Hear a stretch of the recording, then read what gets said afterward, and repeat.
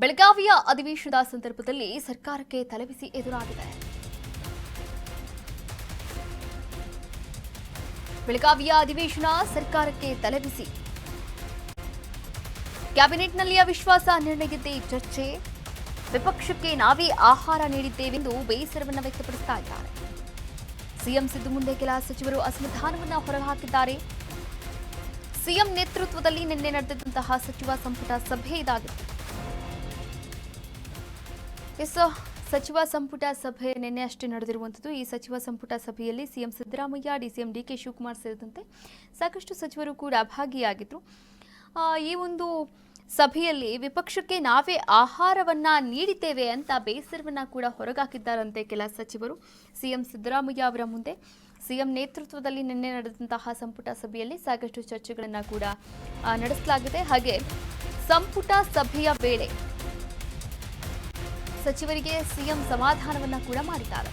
ಯಾವುದೇ ಕಾರಣಕ್ಕೂ ಕೂಡ ಭಿನ್ನಮತದ ಚಟುವಟಿಕೆ ಇಲ್ಲಿ ಬೇಡ, ಅಧಿವೇಶನದಲ್ಲಿ ಈ ರೀತಿ ಚಟುವಟಿಕೆ ಬೇಡವೇ ಬೇಡ, ನಾವು ಒಗ್ಗಟ್ಟಾಗಿ ಪ್ರತಿಪಕ್ಷಗಳನ್ನ ಎದುರಿಸೋಣ, ಮಹತ್ವದ ವಿಧೇಯಕಗಳ ಬಗ್ಗೆ ಪಾಸ್ ಮಾಡುತ್ತೆ, ಎಲ್ಲರೂ ಎಚ್ಚರಿಕೆ ಸೂಕ್ಷ್ಮವಾಗಿ ಇರೋದು ಮುಖ್ಯ. ಅದರ ಜೊತೆಗೆ ಈ ವೇಳೆ ಸಚಿವರಿಗೆ ಶಾಸಕರ ಬೆಂಬಲ ಕೂಡ ಬೇಕಾಗುತ್ತೆ. ಸಚಿವರಿಗೆ ನಿನ್ನೆ ಕಿವಿಮಾತನ್ನ ಕೂಡ ಸಿಎಂ ಸಿದ್ದರಾಮಯ್ಯನವರು ಹೇಳಿದ್ದಾರೆ.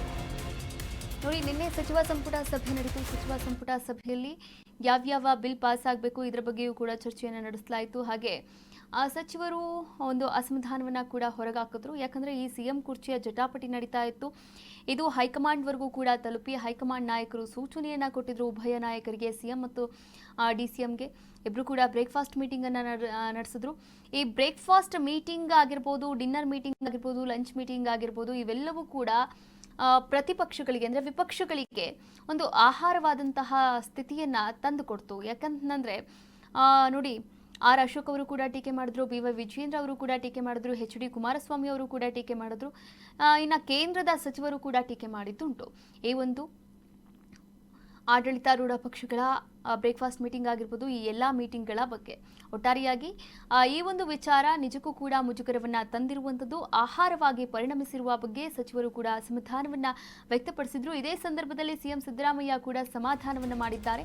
ಯಾವುದೇ ಕಾರಣಕ್ಕೂ ಕೂಡ ಭಿನ್ನಮತದ ಚಟುವಟಿಕೆ ಬೇಡ, ಅಧಿವೇಶನದಲ್ಲಿ ಈ ರೀತಿಯ ಚಟುವಟಿಕೆ ಬೇಡವೇ ಬೇಡ, ನಾವು ಒಗ್ಗಟ್ಟಾಗಿದ್ದೀವಿ ಅಂತ ಎಲ್ರಿಗೂ ಕೂಡ ತೋರಿಸೋಣ, ಹಾಗೆ ಪ್ರತಿಪಕ್ಷಗಳನ್ನ ನಾವು ಒಗ್ಗಟ್ಟಾಗಿ ಎದುರಿಸೋಣ ಎನ್ನುವಂತಹ ಸೂಚನೆಯನ್ನ ಕೂಡ ಕೊಟ್ಟಿದ್ದಾರಂತೆ.